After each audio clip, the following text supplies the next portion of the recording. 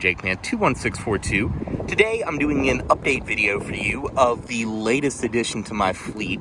This is my 2015 Mercedes-Benz E400 Cabriolet. So I know it doesn't feel like it because it seems like I just introduced this car to the channel, but I'm already doing the 2-month and 3,000 mile update video on this car. I felt like that was enough time spent with it to kind of give a video giving my opinions of the car, which I can say right now there is really nothing negative to say. This car still feels way too nice to be mine, but a couple of things have changed, figured I'd go over. I also wanted to at the start of this video, because every time I do something with a personal car on this channel, I get, where's the 240? Do you still have the 03 Accord? And now it's going to be, what happened to the S60? So my fleet now consists of this as, I would say, I guess my nice car, my daily driver, the Outback, my 2002 Subaru Outback, which I will have an update on soon. That's kind of the beater car. Really, once the new car phase wears off with this, I'm sure that'll be more for back and forth to work. And then my 1986 MR2, which is obviously a toy and kind of the project car, which is long overdue for an update video. Already sold. I never really did a final video on it because I was in the middle of moving. I sold it to a friend of mine. It's still around. I've seen it quite a few times since I sold it. But yeah, like I said, that's my fleet now. The Accord was traded on the S60. Obviously, S60 was sold after I bought this. So down to only 3 cars at the moment. But otherwise, like I said, 2 months and 3,000 miles with this car already. And basically all of that seat time is with me behind the wheel. I have this car already within 2 weeks of buying it. I drove it up to New York, completely last minute road trip, literally a day trip, drove up to Long Island and back. Had a blast, drove through New York City with the top down in this thing, which was just an experience. Drove back at night, again, coming through the city with the top down.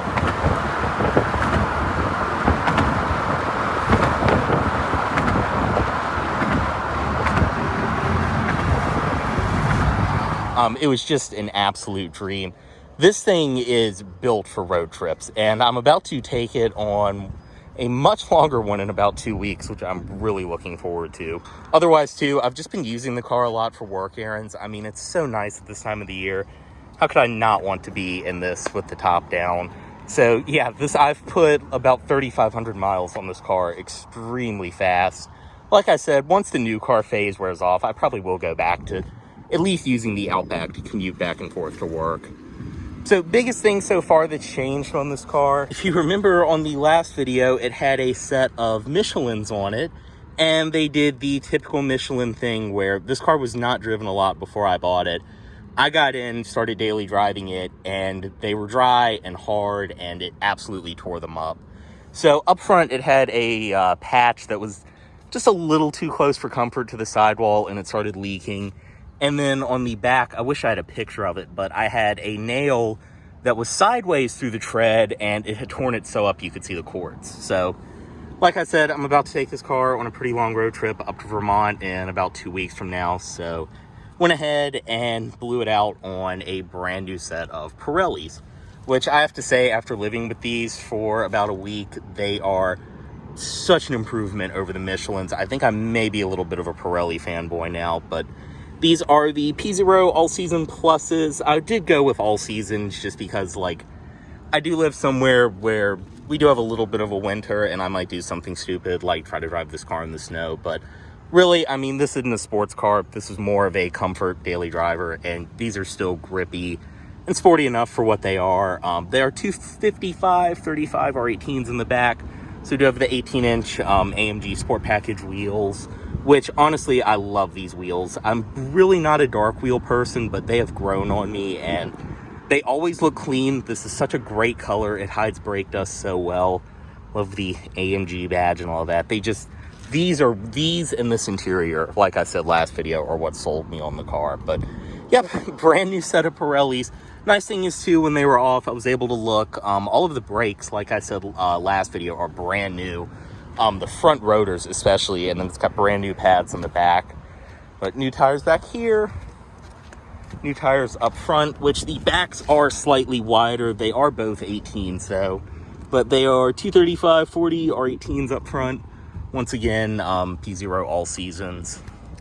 Curb rash is still there. Surprisingly, I haven't made it worse. I really did adapt to the size of this car pretty fast. But I might get that fixed before the Vermont trip. I don't know. Around the rear, you can see the E400 badge. Nothing's changed back here. LED plate bulbs from the factory, all of that. And you can see it does, I believe the last people that own this just had a car wash pass, and it shows. This car does need a buff really, really bad. I've tried my best not to make it worse, and I did hand polish the car with some chemical guys stuff, but it needs a proper buff by someone that knows what they're doing. This car's way too nice for me to take any chances doing something like that myself on. Obviously, everything probably thrown on the side, new Pirellis, all that. The LED lights up front, I have to say, 2 months without the active bending lights in my S60, which when I had that car, that was one of my things where I swore I could not live without. It was one of my favorite features, but these LEDs in this car are so bright, I don't even care. I need to change the brights to LEDs as well, but lights in this car are great. Do have the LED daytime running lights, and then as I mentioned in the last video, this one does have the light up badge, which I'll insert a picture of in this video, but still probably need to do something about that. Otherwise, we'll go ahead and get out of the wind and I'll start it up. Inside, I just, if you can't tell, completely detailed the car today. And that's another thing I have to say is, after living with it, I mean, once again, I hate to be complaining about the color of my Mercedes, but I'm not a fan of this white. Yeah, I had the car looking exactly like this last weekend. Rained on my way to work to Monday and just trash it. And I mean, with white, I feel like the door sills are constantly filthy. Just before this, I had a silver car. My favorite part about silver was that it always looked clean. I feel like white is the exact opposite. It always looks dirty. Otherwise, though, this interior has held up extremely well. This color is actually very forgiving. I do condition the seats regularly, but they've held up perfect. Tiny gash back here where a propane tank may or may not have been sitting on the seat, but whatever. I can easily get that fixed as well, too. Otherwise, though, everything inside is held up great. I do try to use the sunshade whenever I park because the wood grain in these does have a tendency to fade. Another thing you can see I did add, and of course they're already dirty because I do have a gravel driveway. I did end up going with these over the OEM ones, and honestly too, you can see exactly why. I mean, the carpeted mats in these, which I did hold on to, they're so beautiful, I just didn't want to trash them. Light up door sills, like I mentioned last video. Go ahead and get out of the sun and put this top up.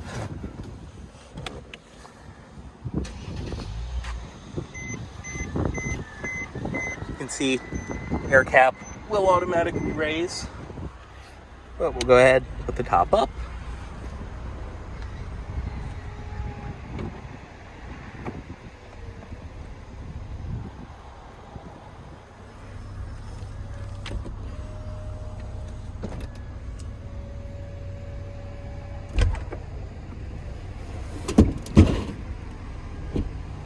And then right here, just pull, and all four windows will come back up.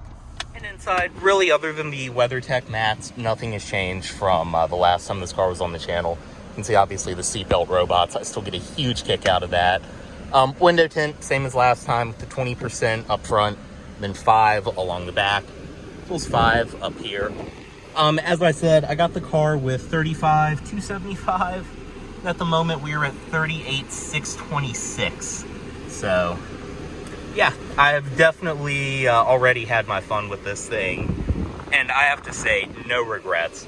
I definitely do miss my S60 a little bit, but right now is really my chance. I didn't need a 4-door sedan, so it's my chance to actually own something fun and stupid like this.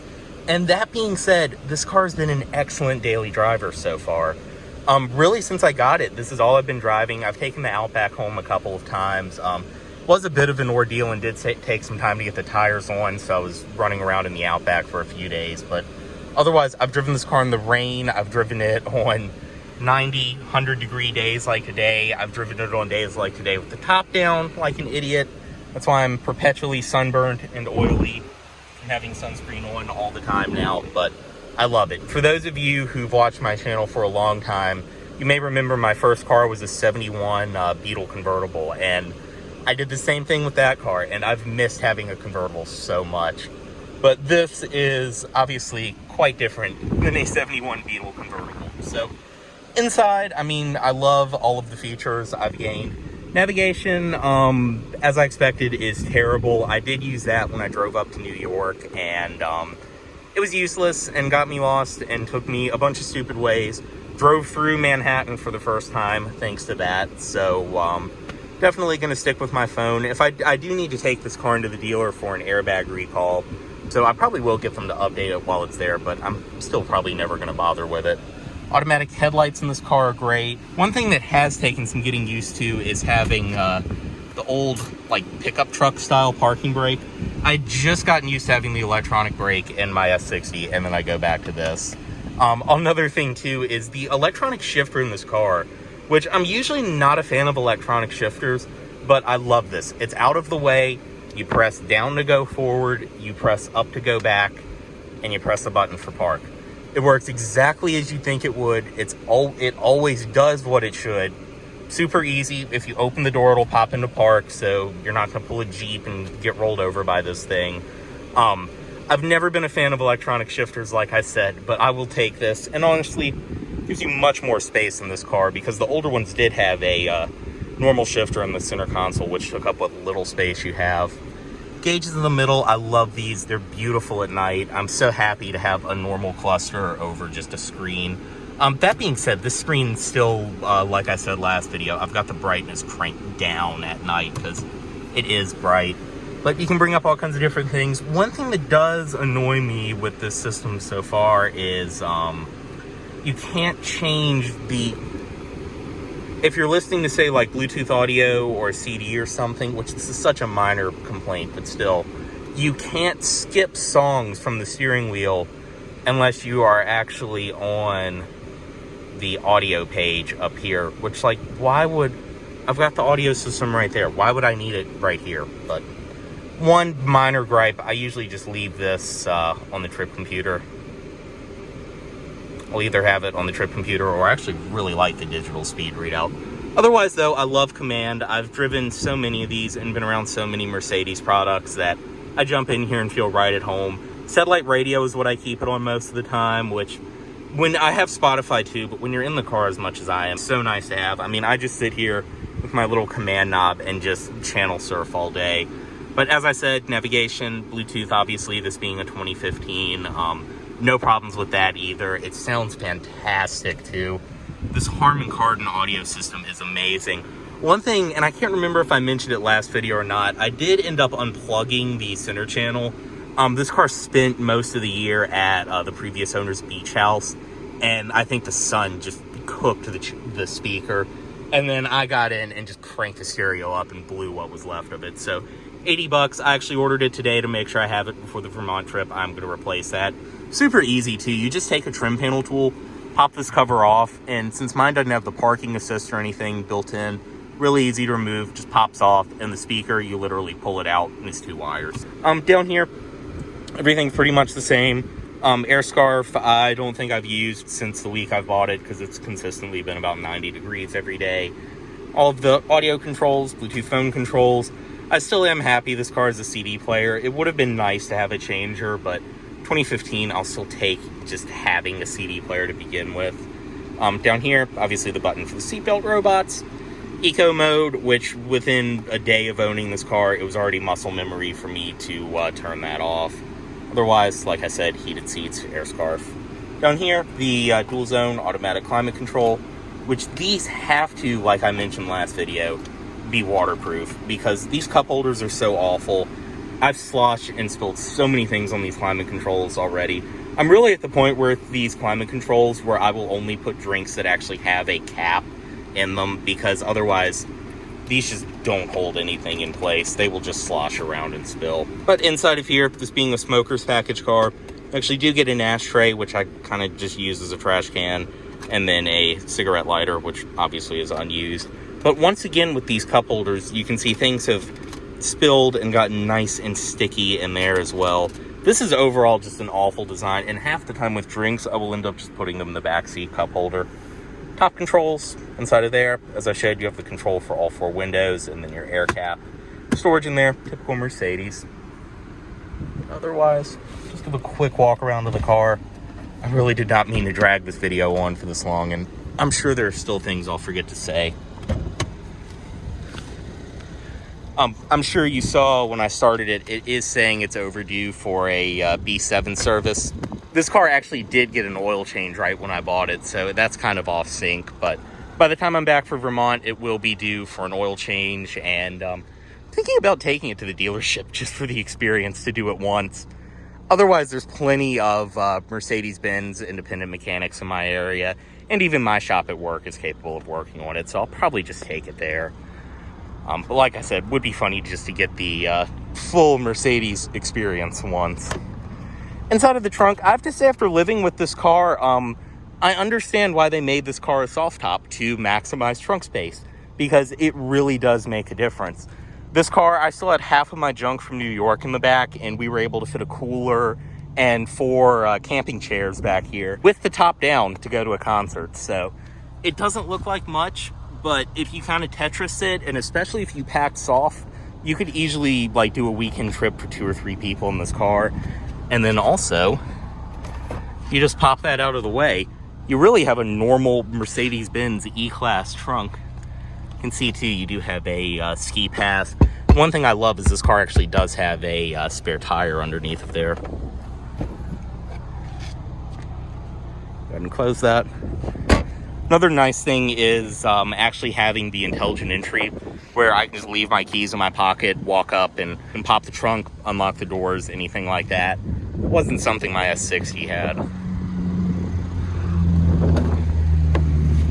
Everything follows through over here, light up door sills. You can see this WeatherTech is actually still clean. Seats are motorized and they move forward, obviously. The back seat actually has been used a few times in this car, and no complaints. It honestly, if you're under 6 feet tall, it really is not a bad place to be. And with the top down, I actually rode back there for the first time when I was in New York, and it is a lot of fun. Forgot about that for my Beetle, is the back seat is where you get the hell beat out of you. You can see up front auto lights, so it's just the daytime running lights on at the moment. And under the hood, this one is equipped with Mercedes-Benz 3-liter twin-turbo V6. And no complaints at all.